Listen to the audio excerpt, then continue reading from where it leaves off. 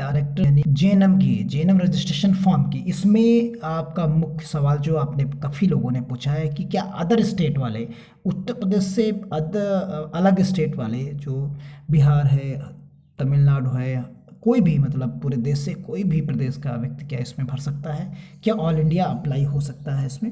तो इस मुद्दे पर बात करेंगे। तो देखिए ये रजिस्ट्रेशन फॉर्मेट है और यहाँ जो एलिजिबिलिटी क्राइटेरिया है आप कहीं पर भी इसमें देखेंगे तो आपको कहीं पर भी मेंशन नहीं किया गया है कि आप किस प्रदेश से हैं तो आप फॉर्म भर सकते हैं। यहाँ पर कुछ चीज़ें हैं जिनको आपको यथावत ध्यान में रखनी है, उसी के अनुसार आप कह सकते हैं चीज़ों को क्लियर कर सकते हैं। देखिए यहाँ पर आपसे क्लियर का जब फॉर्म आप भरते हैं तो दो चीज़ें आपसे बहुत इंपॉर्टेंट पूछी गई हैं। एक नेशनलिटी पूछी गई है, अगर ये चेंजेस हो सकते थे यहाँ पर, तो ये राष्ट्रीयता पूछी गई है तो यहाँ पर इंडियन है, यानी आप भारतीय हों तो बस फॉर्म भर सकते हैं। पहली क्लियरिटी यहाँ पर यह है कि आप भारतीय हों तो आप फॉर्म को भर सकते हैं, ऐसा कोई दिक्कत नहीं है कि आप नहीं भर सकते।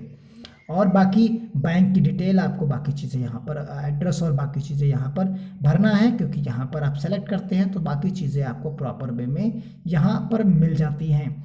नीचे की तरफ जब आप आते हैं तो यहाँ पर बोर्ड का नाम आपका जिस स्टेट से होंगे उस स्टेट से आप भरेंगे। यहाँ पर देखिए डोमिसाइल पूछा गया है, इसीलिए डोमिसाइल का प्रमाण पत्र आपको करना है कि आप किस प्रदेश से हैं, कहाँ का आप निवासी हैं। ये चीज़ें बस इसमें ये होता है कि अगर आप यूपी के अलावा हैं, यूपी से अलग हैं, तो आप ओपन फाइट करेंगे।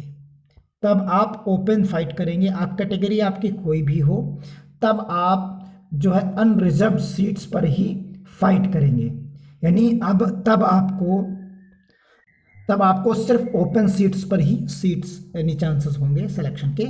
आपको कैटेगरी यानी ओबीसी एससी एसटी का लाभ नहीं दिया जाएगा, यानी आप ना तो ओबीसी की कैटेगरी में आएंगे, ना तो एससी की कैटेगरी में आएंगे, ना तो एसटी की कैटेगरी में आएंगे, और ना ही आप ईडब्ल्यूएस की कैटेगरी में आएंगे। आप अनरिजर्व्ड रहेंगे, इसी वाली सीट्स पर ही आपका दावेदारी आपकी होगी अगर आप उत्तर प्रदेश के अलावा किसी प्रदेश से हैं और फॉर्म को भर रहे हैं। तो ये चीज़ें यहाँ पर क्लियर कट बताई गई हैं, आप चीज़ों को समझ सकते हैं, क्योंकि यहाँ पर आपको डॉक्यूमेंट्स ये अपलोड करने हैं। फिर उस स्थिति में आप ये डॉक्यूमेंट आपको अपलोड करने की आवश्यकता नहीं होगी, अगर है तो कर दीजिए, नहीं तो है तो ना करें। तो क्योंकि आप ओपन फाइट में रहेंगे तो उम्मीद है आप क्लियर हो गया होगा कि आप फॉर्म भर सकते हैं कि नहीं भर सकते। ये इसकी ऑफिशियल पेज है, आप यहाँ पर देख सकते हैं। ये जेएनएम ट्रेनिंग का ऑप्शन दिखता है यहाँ पर, और यहाँ से जब आप आगे की तरफ जाते हैं तो इसे आप अपने मोबाइल से भी भर सकते हैं, ऐसा नहीं कि मोबाइल से नहीं भर सकते।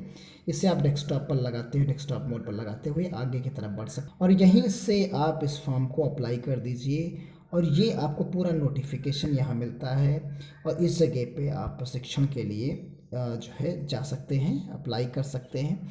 यहाँ सारे निर्देश दिए गए हैं कि गाइडलाइन दी गई है कि आप कैसे क्या करना है, क्या नहीं करना है। इन सभी मुद्दों पर यहाँ पर प्रॉपर वे में चीज़ों को समझाया गया है कि निर्देश सारे यहाँ पर प्रोवाइड कराए गए, तकनीकी सारी जानकारी यहाँ पर दिया गया है। हमने आपको फॉर्मेट एक्सप्लेन किया है, तो ये चीज़ें आपने यहाँ पर देख ली। और यहाँ पर विज्ञप्ति भी दी गई है, उसमें भी आप देखेंगे तो विज्ञप्ति में भी ऐसा कहीं कुछ नहीं लिखा है कि आप उस चीज़ को जो है नहीं देख सकते या नहीं कर सकते। तो ये चीज़ें यहाँ पर हैं। देखिए हम आपको विज्ञप्ति भी दिखा देते हैं, जो विज्ञप्ति सबसे पहले रिलीज़ की गई थी, उसमें आप एलिजिबिलिटी देख लीजिए। आप देखें 8 तारीख को यहाँ इंटरमीडिएट है, यहाँ लिखा हुआ है। देखिए इस जगह पर दो चीज़ें आपके पास होनी चाहिए, या तो ये योग्यता होनी चाहिए, तो यहाँ पर देखिए दोनों में से इंटरमीडिएट परीक्षा में अंग्रेजी विषय में 40% अंक होना अनिवार्य है, ये कंफर्म होना चाहिए। आप इंटरमीडिएट कहीं से हो। नीचे देखिए यहाँ पर लिखा हुआ है कि उत्तर प्रदेश से, यानी उत्तर प्रदेश के विज्ञान से हाई स्कूल और इंटरमीडिएट परीक्षा हो, या फिर देखिए यहाँ पर क्या लिखा है, सरकार द्वारा उसके समकक्ष मान्यता प्राप्त कोई परीक्षा उत्तीर्ण की हुआ तो अभी मान्य होता है। अथवा यहाँ पर आप देख सकते हैं ये दो चीज़ें यहाँ पर लिखी हुई हैं, तो इनको आप देख सकते हैं। और या फिर ये चीज़ आपके पास होनी चाहिए।